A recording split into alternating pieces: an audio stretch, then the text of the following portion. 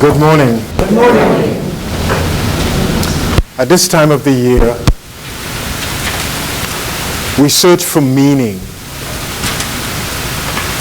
as to why Jesus of Nazareth visited with us for a period of time to help change the course of history. And as we look through his teachings, we find principles and techniques that could allow us to live the type of life that we could bring fulfillment in all our endeavors. But to understand the teachings of Jesus, we have to go back to the beginning of his training, what he was taught. You see, sometimes there's an idea, and different people take that idea, moving it around in their minds, come up with different concepts, like we do in so many different forms of religion. Religion is of man. Ideas are of God. And every man who thinks about an idea of God subjectifies it. And then sometimes you have religious movements that are far removed from the original.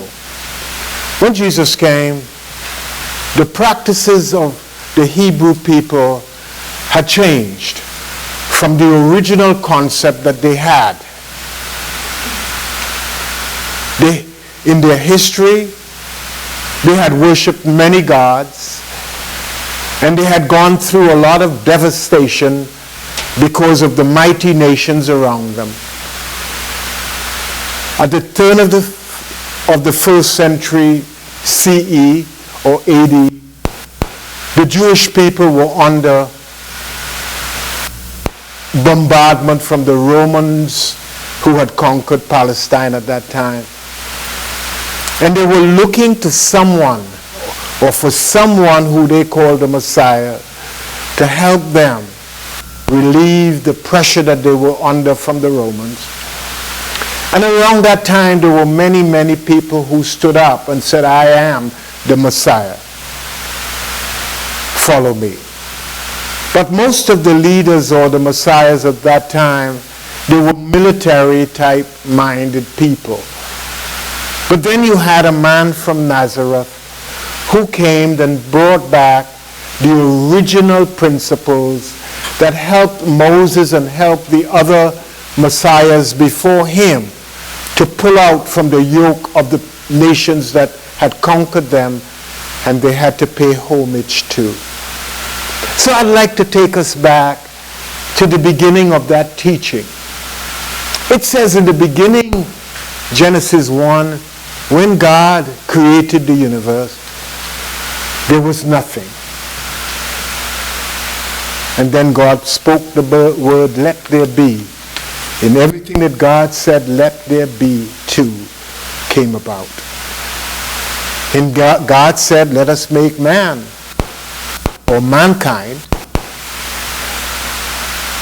And God said, let us make mankind according to our image and according to our likeness. The image of anything is that mental picture that is held in mind. And the likeness, therefore, is the manifestation of that image held in mind. So anything that has an image and anything that bears the likeness of that image has to be one with that image. So therefore, the first man that God created is spiritual man because God is spirit. So when we look at Adam, and by the way, the name Adam means man.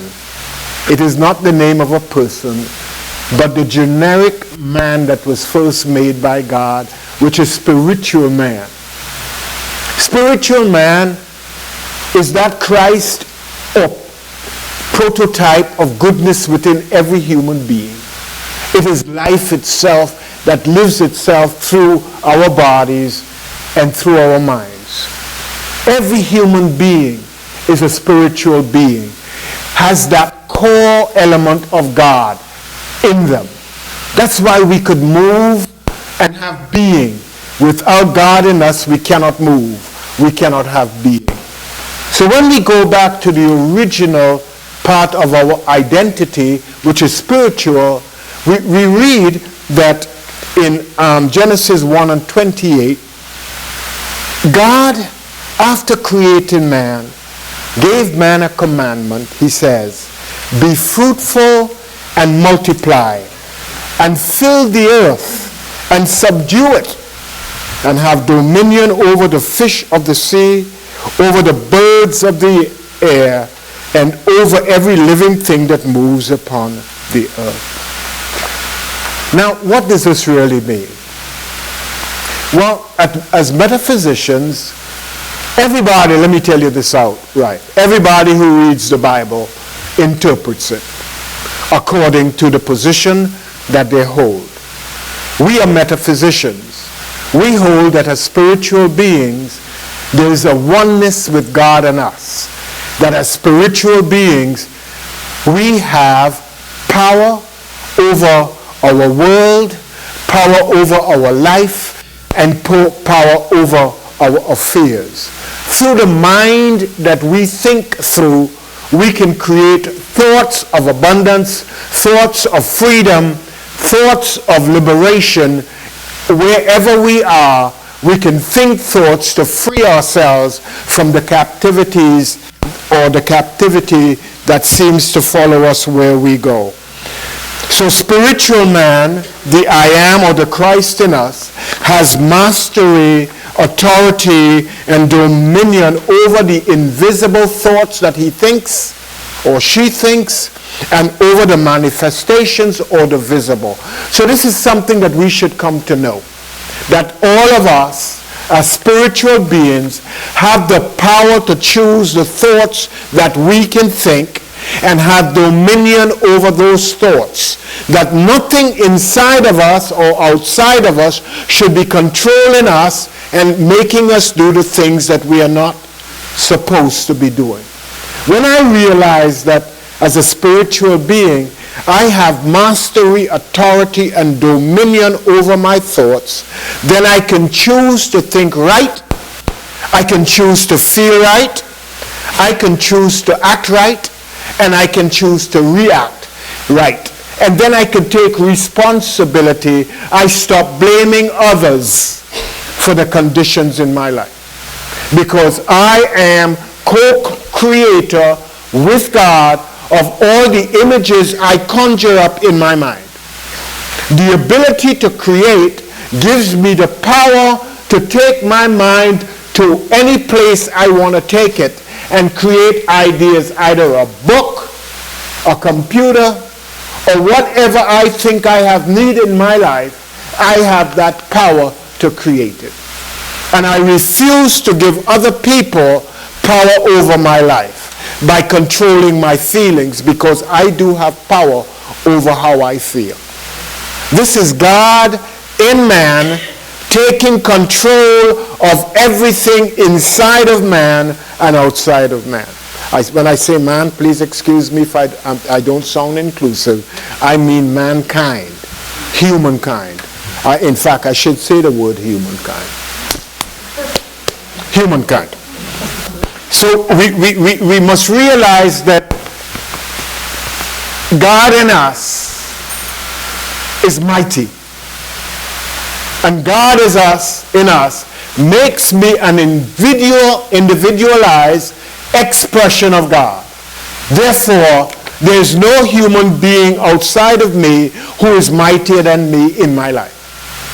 When I realize that, I can take charge of my life and start to live the type of life that I want to live, not being controlled by anybody else.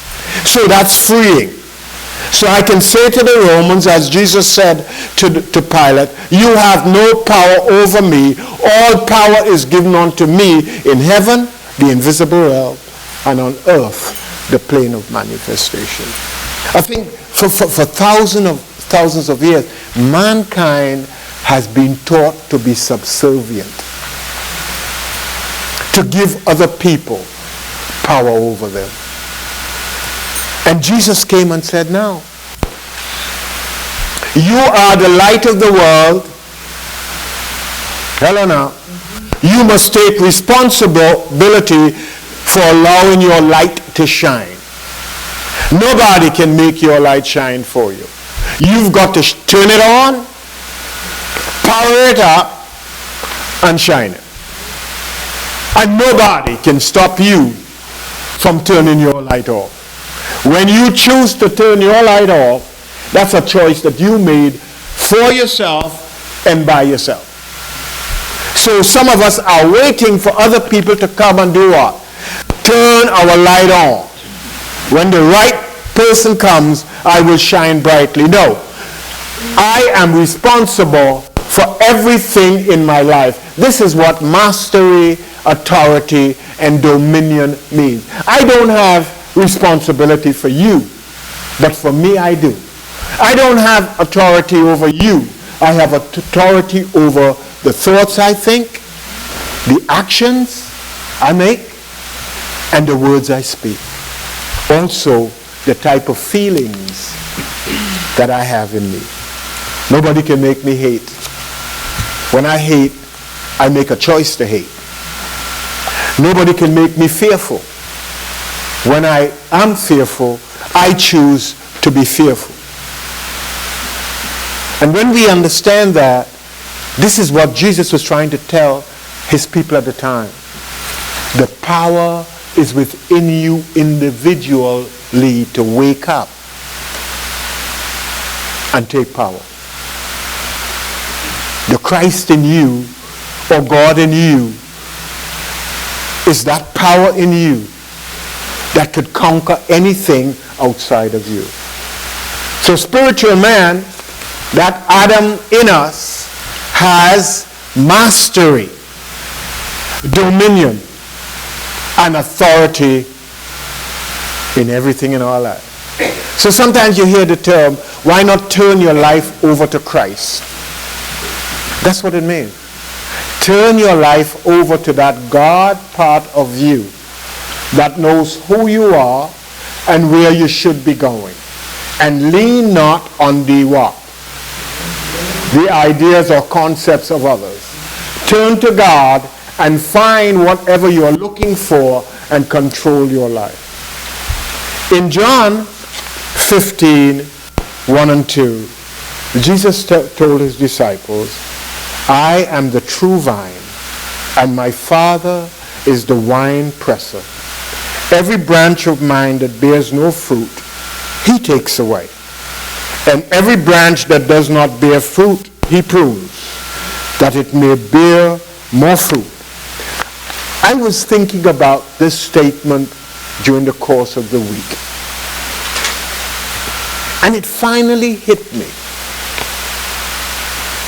that life, spirit, energy, God in me are all one and the same. It is that vine of life, spiritual energy that flows constantly through every cell of my body. It is everywhere I am. It supplies me with all the God or good stuff I need. That's my vine. That life force in me, out of which I do everything. I cannot move my foot without life, spirit, energy is involved. So when Jesus said to his disciples, I am the Christ within, or God or life is the vine, it means of myself I can do nothing. Everything I do through this spirit energy force that is my life. I can do nothing. And I and this life force are one. There is no separation between my mind, spirit, and my body. We are all one. We need each other to express life on the planet Earth. So when I understand that the true vine is the Spirit of God in me that flows constantly through me, touching every cell of my body, what do? I give power to this vine to control my life, knowing that every idea that I could ever think flows through me, through the vine in me. When I understand that simple analogy, I get it. This week, I got it. I got it that God in me is that vine of hope, of faith, of substance, of love, of power, of imagination, of will, of zeal, of life itself that is constantly flowing through me. Therefore, I lack nothing. There's nothing on the outside that I need. Because I come well equipped to manifest. Manifest what? The fruits of my mind. You see, spirit is God. Through God, I am individualized through my mind. My mind is the connecting link between the spirit or the life that flows through me and my body. The fruits that I bear are the words that I speak, the actions and the reactions that I make. My behavior becomes the testimony for the types of fruits that I am bearing.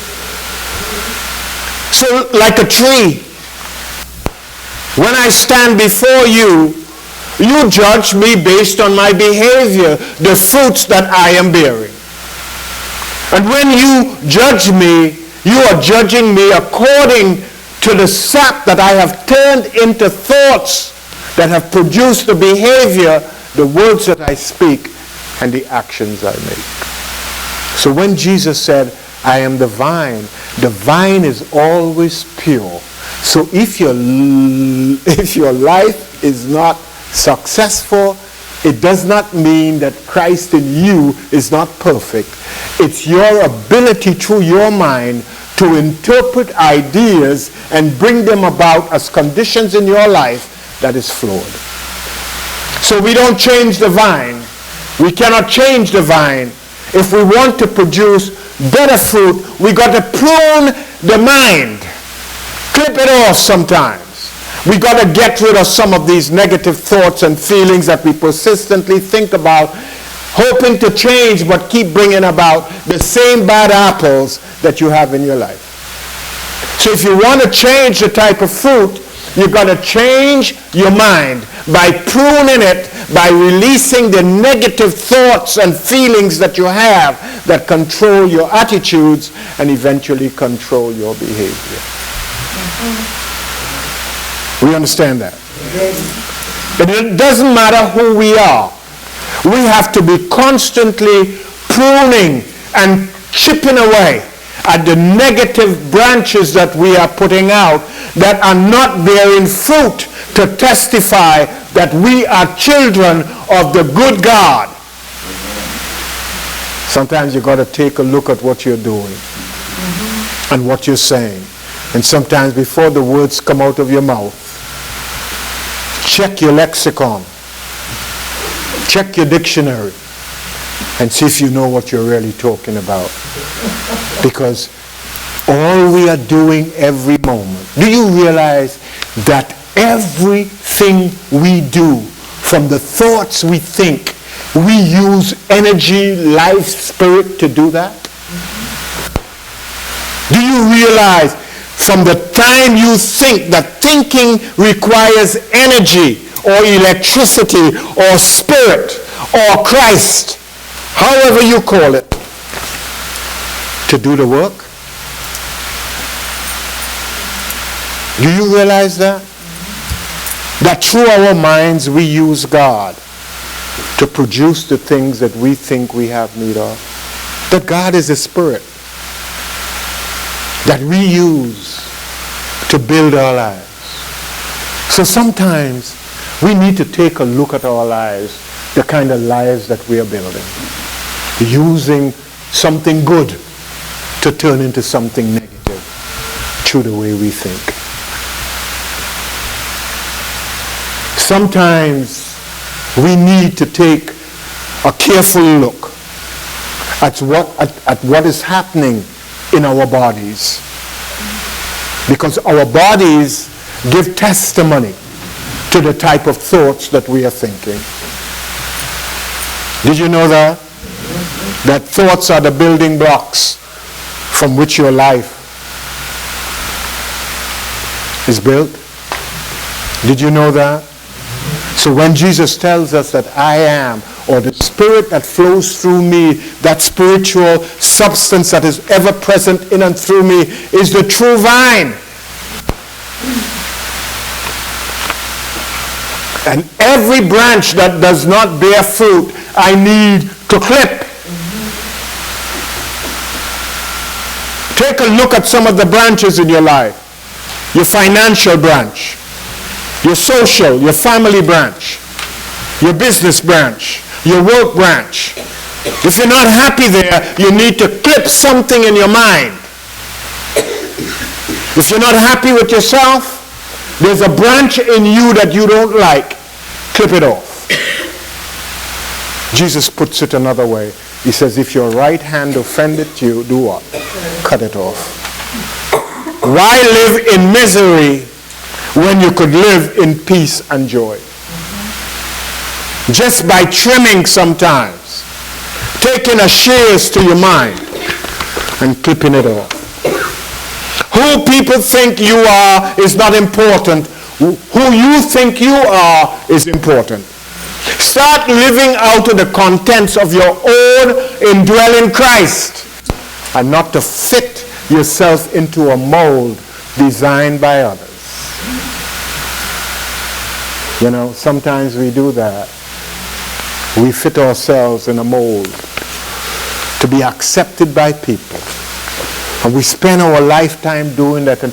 And by the time you suddenly at 70 you realize, why did I do that? And you gotta go and clean off all this stuff that you put on and then pick your old pieces up. And I'm saying, don't do that. Just come to realize that who you are right now is better than you were and will be better than anything you could imagine. Just live with integrity and live honestly. Amen. Live your life according to the Christ pattern in you. None of us are meant to be the same. All of us are individualized expression of God. Each one having a different purpose in life to fulfill. Each one with a dream. Live your life according to the dictates of the Christ in you, and don't give a hoot what they think about you. Because who they say you are is not who you are. Amen. Who you are is a discovery you are trying to make for yourself. Mm-hmm. And the only way you can do that is keep pruning yourself. Things you don't like, you stop doing. Things that you like, you do more of instead of you until that time comes that you don't like them anymore. We need to eliminate the unproductive and strengthen the productive. Anything that is working, that is helping you, do more of it. If it is not working, get rid of it. There are dead people in your life, get rid of them too. Because anything that is not moving you forward is dragging you down and backward. You know what I'm talking about. Yes. Huh? If you're not helping me to progress, hit the road, Jack, and don't come back. Hello now. It sounds hard, but a lot of people spend 25 and 30 years waiting to correct somebody else and forgetting that the only person they need to correct is themselves. If you don't like me the way I am,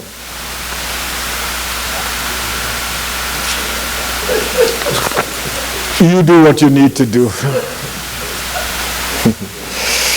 In Luke 19:33 and 35. The purpose in life is to get to that place of peace. Jerusalem in the Bible represents the place of peace, metaphysically. It's a place that all of us are seeking to find. Through faith, we create this place that if we get there, wow, we could rest and be happy. We'd find peace. Anybody in here has such a place in mind? You better get one. Because if you don't know where you're going, you will never get there. Life is about going to that place that you have created in your mind. It's an idea. A lot of people call it retirement. When I retire, I'm going to travel. And then they retire, and the next day they go to the doctor, and the doctor says, you have 6 months to live.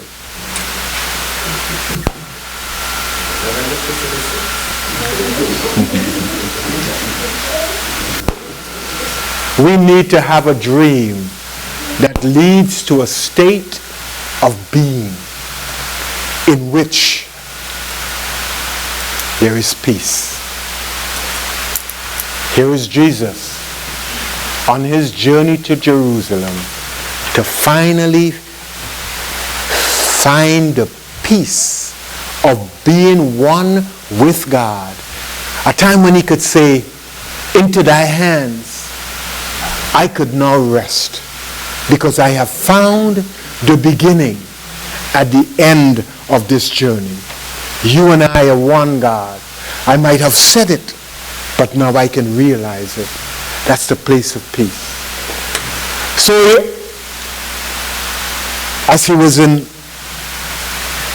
the mountain, Mount Olivet, he sent his disciples, he says, go into the city, and there you will find an ass, the colt, a young ass. Untie the colt and bring it to me. And if they ask, tell the owner that you are untying the colt because I have need of it. And they brought it to Jesus, and they threw their garments on the colt, and they put Jesus on top of it. Now, this is a very metaphysical metaphor on life. That's what we do here. In order to find meaning to Scripture, we look deep within the Scripture for the words that are used to help us understand something about it that is not literal.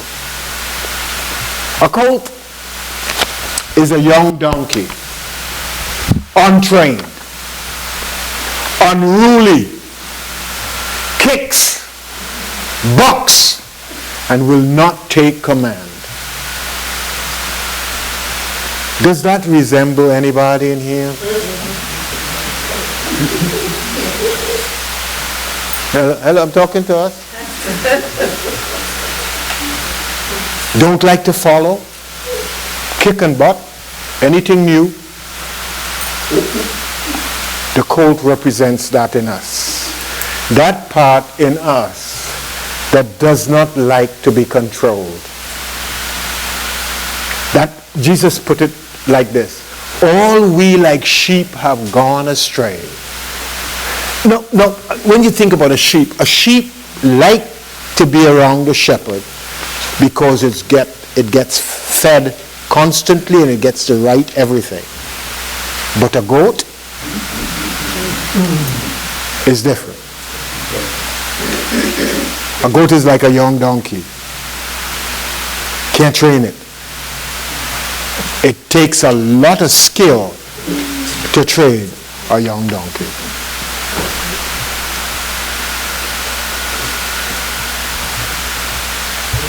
And then they said they brought the young donkey, and the disciples took their garments and placed it on the donkey, and then placed Jesus on the donkey. And it apparently did not buck or kick.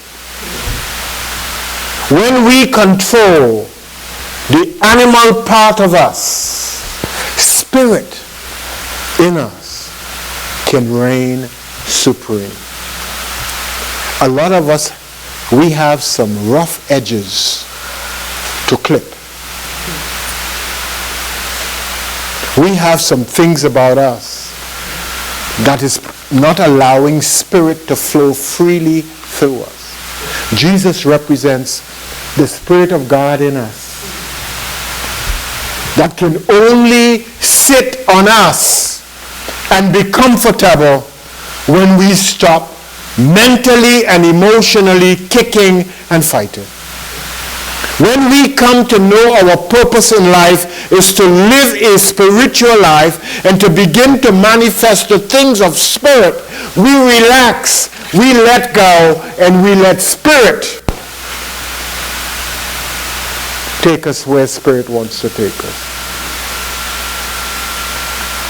Sometimes we need to put on the spiritual version of faith.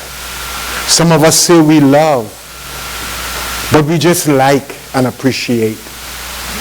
We don't accept and we don't respect.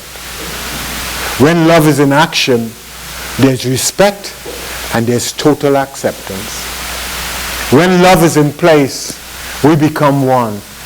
The putting on of the garments on the donkey represents the spiritualizing of the faculties we have, like faith, love, strength, wisdom, power, will, order, understanding, imagination, enthusiasm, renunciation, and life itself. When we can spiritualize these qualities, we could ride freely into Jerusalem by having Christ in charge of where we're going. This time of the year is a wonderful time of the year because it's also springtime and it's also a time of rebirth, both physically, spiritually, and mentally. So if we have work to do at this time, as the sun gets longer on the planet Earth, the sunshine is there. There's a quickening in us that takes place. We want to do greater things, and we make promises for this year, at this time of the year. I'm going to do this, I'm going to do that. I'm going to say the first thing that you need to do is to put Christ in charge. Through Christ, I can do and be all things, for Christ strengthens me.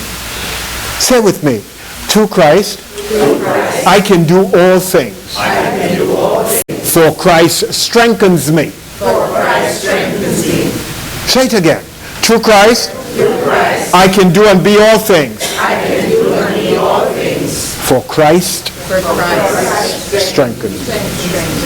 So at this time of the year, what I need to be doing is focusing on pruning, so that new branches could grow. Ain't pruning anybody else's tree. I'm pruning my tree. If I want to live a healthy, happy, and prosperous life, I can't have any dead wood around me. Branches that are not bearing. Or if they're bearing the neighbor's fruit, but not the kind of fruit that I am. I got to work on that. I got to create a place of elimination in my mind. To clean out, to ask myself, why am I not happy? Why don't I feel fulfilled? Why am I so restless? Why am I so perturbed and frustrated with life and angry and stuff like that. I have to ask myself these things. And then I got to tell myself, get thee behind me, all things that are not for my highest good. And then I welcome the Christ. And I put all of me under the guide of the Christ. For where Christ is going, I am going. And then I could sing, lead on, O Christ eternal. Wherever you are going, I am going. In the beginning, when I was created, my purpose was to go forth and multiply. I want to bear forth fruits of goodness, happiness, peace, joy, love. Help me to bring forth the fruits that multiply so much that anyone who comes near me must be touched by the sweet nectars of the fruits I bear. Thank you, God. So it is.